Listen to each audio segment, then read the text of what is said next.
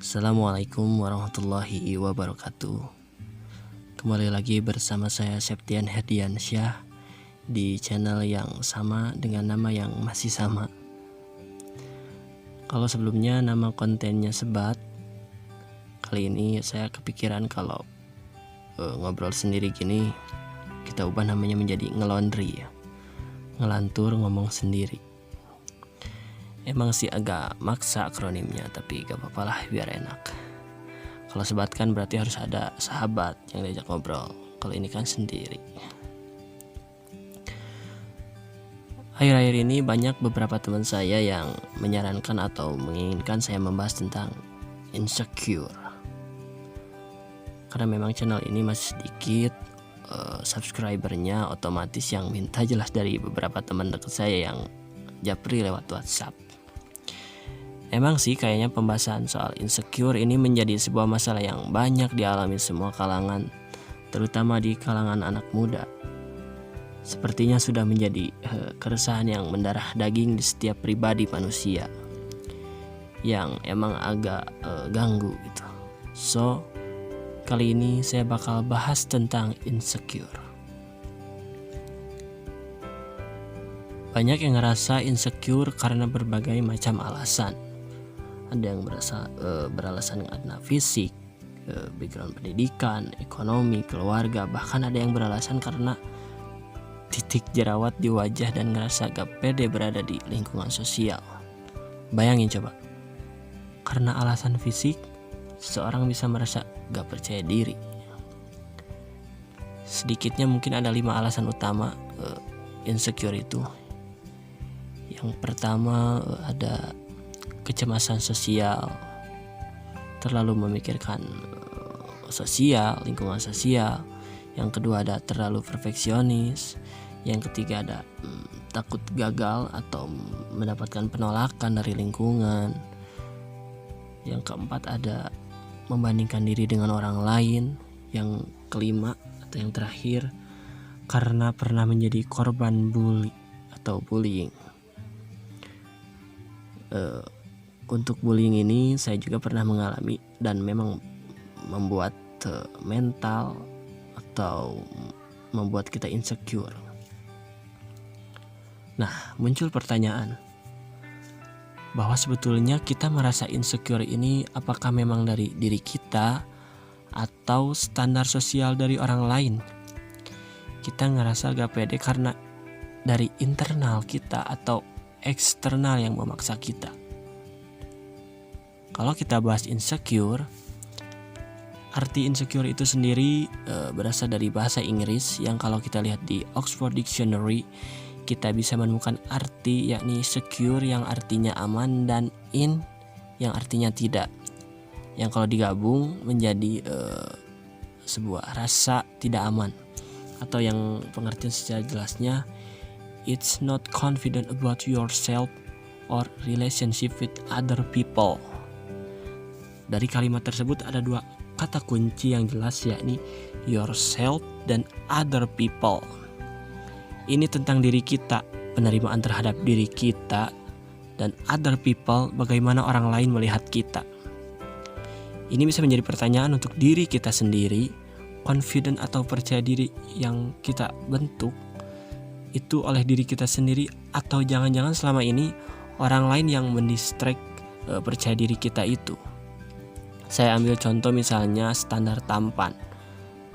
Selama ini standar tampan menurut kita atau tampan menurut definisi orang lain. Standar kaya, selama ini kita mendefinisikan kaya itu lewat pandangan kita atau definisi orang lain yang berekspektasi pada orang kaya.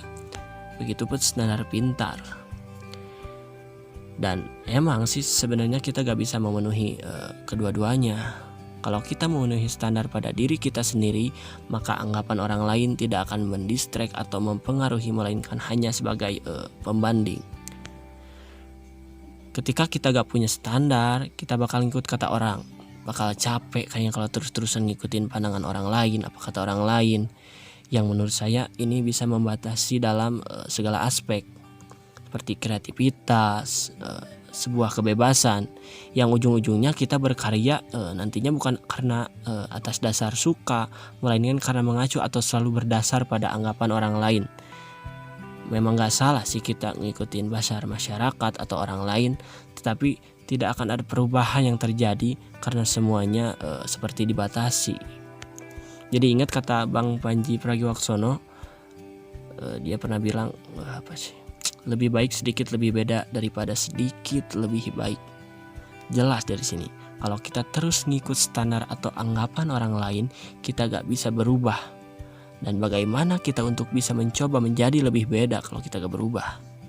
Lantas, bagaimana agar kita tidak hanyut terbawa dalam insecurity ini? Yang pertama, kita bisa merefleksikan atau mengintrospeksi diri kita pribadi. Tanya pada diri kita masing-masing, kita mengikuti diri sendiri atau orang lain. Yang kedua, kita harus bisa melihat insecure dari sudut pandang yang positif.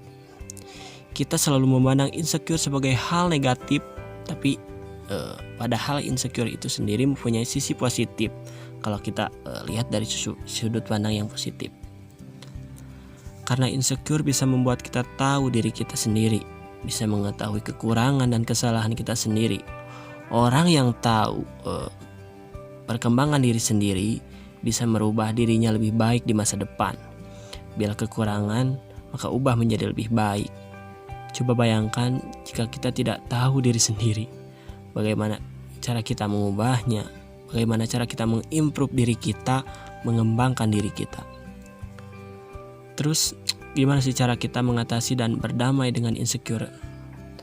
Yang pertama ada menerima diri kita apa adanya. Ada ungkapan seperti ini, kamu gak bisa nerima aku apa adanya. Iya, emang gak bisa sih. Jangankan untuk nerima kamu apa adanya, nerima diri sendiri juga belum bisa. Contoh, kenapa ya aku lahir dari keluarga yang miskin? Ini salah satu contoh bahwa kita belum bisa menerima diri kita sendiri. Kita memang tidak bisa menerima, tapi bisa mengubahnya dan memperbaikinya.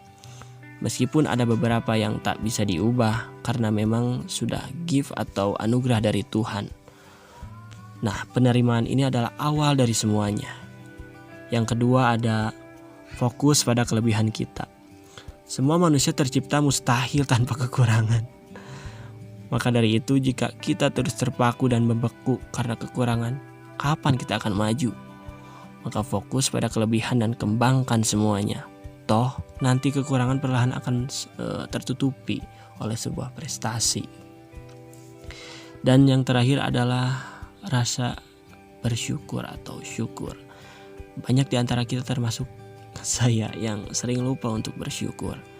Padahal tanpa rasa syukur tak akan ada nikmat yang benar-benar nikmat.